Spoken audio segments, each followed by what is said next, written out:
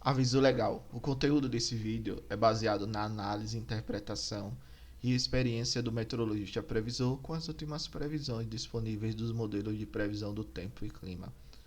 Qualquer uso da opinião expressa sobre as previsões do tempo e clima neste vídeo para tomada de decisão de terceiros exime o meteorologista previsor da responsabilidade sobre a mesma.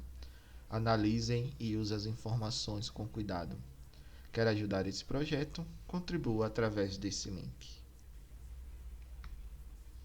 Olá pessoal, vamos dar uma olhada nas previsões de hoje, 3 de dezembro do ano de 2020. Então, comparado ao que nós vimos ontem, né, hoje aparentemente a gente vê uma melhor configuração do que parece ser um canal de umidade aqui, que interliga a umidade da Amazônia com a região sudeste do país.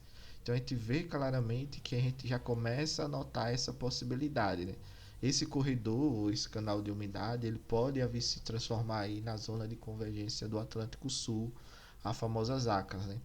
Já que hoje os órgãos de meteorologia do Brasil estão abandonando um pouco aí essa questão de ZACO, né, da zona de convergência de umidade. Então, isso tem uma característica bem clássica aí, ao que parece ser uma zona de convergência de umidade, mas como termo ele está começando a ficar em desuso, então a gente não está classificando mais com relação a esse aspecto, mas a gente vê claramente que tem a possibilidade da formação desse corredor de umidade e provavelmente, se continuar dessa forma, nós teremos a formação aí de umas acas. Também a gente ainda deve ter uma chuva aqui continuando, né, ao longo dos próximos 2, 3 dias aqui na região sul do país, pegando bem o estado do Paraná, um pouco aqui de Santa Catarina e também um pouco do Rio Grande do Sul. Como o estado do solo, como nós vimos ontem, nessa região já está bem melhor, então a gente deve ter sim um impacto maior nas vazões, principalmente aí acompanhar, na verdade, também, né, essa questão da região incremental Itaipu, ok? A gente vê a formação, né, desse canal de umidade, mas a gente percebe aqui que lá para o dia 10, dia 11 aproximadamente, ele parece se deslocar um pouco mais em direção à região equatorial e ele começa a ficar aqui um pouco também mais posicionado na região do próximo ao norte aqui de Minas Gerais, norte de Goiás, pegando bem aqui também as bacias do Tocantins e a bacia do rio Xingu. Então a gente vê claramente que a gente deve ter uma chuva bem distribuída. E o que é interessante é que você vai pegar as bacias do norte, você pega ali a cabeceira da bacia do São Francisco, que fica em Minas Gerais, que ajuda bem aí ao subsistema nordeste daqui a uns 10 a 15 dias. Você pega bem as bacias do Grande, que fica entre São Paulo e Minas Gerais, e a bacia do Paranaíba, que fica entre Goiás e Minas Gerais.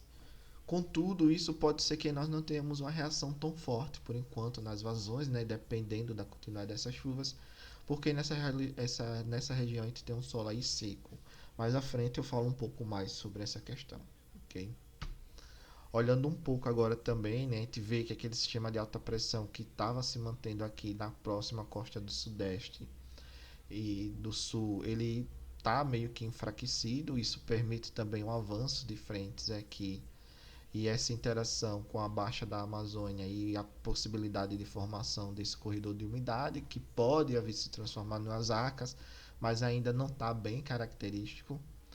E a gente vê claramente que não tem nada que impeça, né, a formação desse sistema de chuvas sobre o país nos próximos, pelo menos aí 10 dias aproximadamente, e a gente vê o retorno dessas chuvas já começando a partir aos poucos, né, ao longo desses dias, mas o mais forte mesmo dela deve começar a partir do dia 8, dia 9, ok? E acompanhar para ver que isso pode antecipar um pouco ou pode atrasar.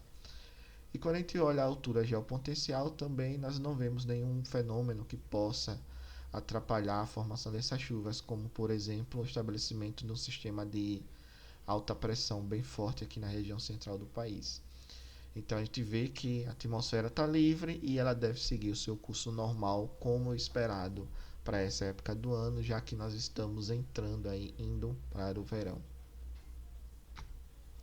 Olhando agora a questão da precipitação do modelo de FS, ele continua mostrando aqui umas chuvas mais localizadas aqui na região sudeste e na região centro-oeste do país nos próximos dias. A gente vê também chuvas aqui na região sul, principalmente entre Santa Catarina e Paraná.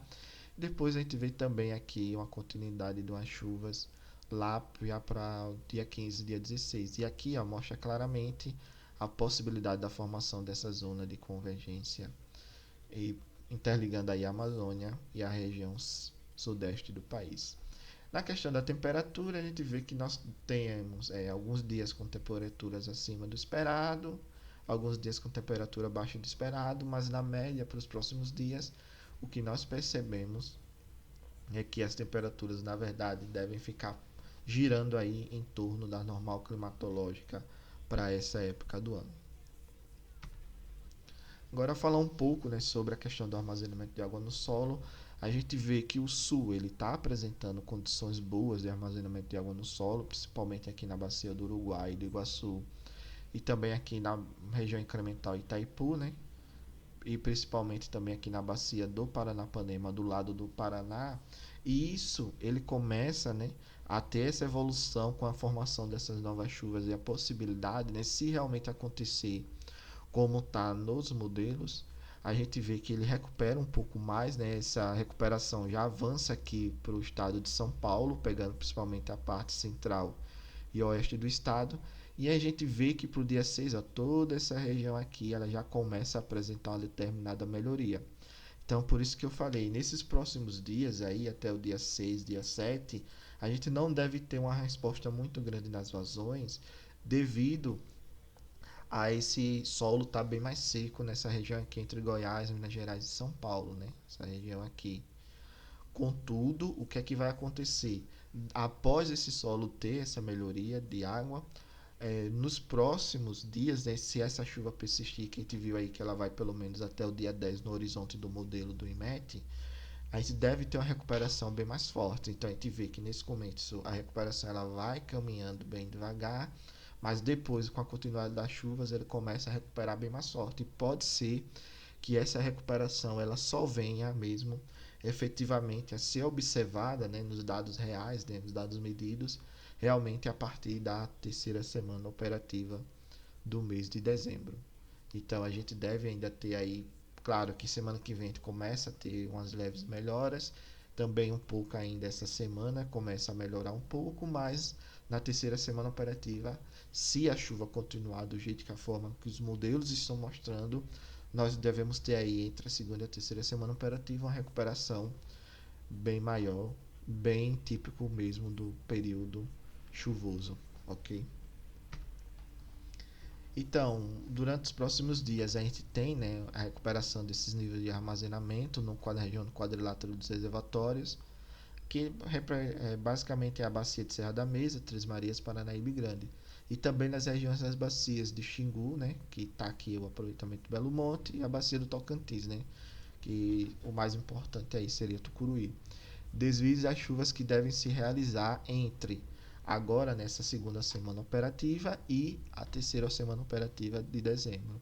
E a região sul também deve apresentar uma boa recuperação nas vazões, que é o que a gente já começa a observar. E o interessante é que como a gente tem essa água no solo mais armazenada na região sul, à medida que se a gente tiver passar por um outro período aí, uns 7 a 15 dias de chuvas abaixo do que é esperado, né, um período mais seco, essas vazões elas devem continuar um pouco mais aí de forma elevada, ok?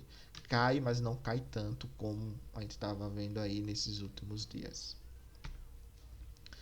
Então, olhando agora, né, as chuvas previstas pelos modelos que o ONS trabalha, todos agora eles estão apresentando um padrão bem semelhante, né, com a possibilidade da formação dessa zona aqui de convergência. Ainda não está bem definido se vai ser as ACAS, mas a gente já sabe que tem a formação desse corredor de umidade.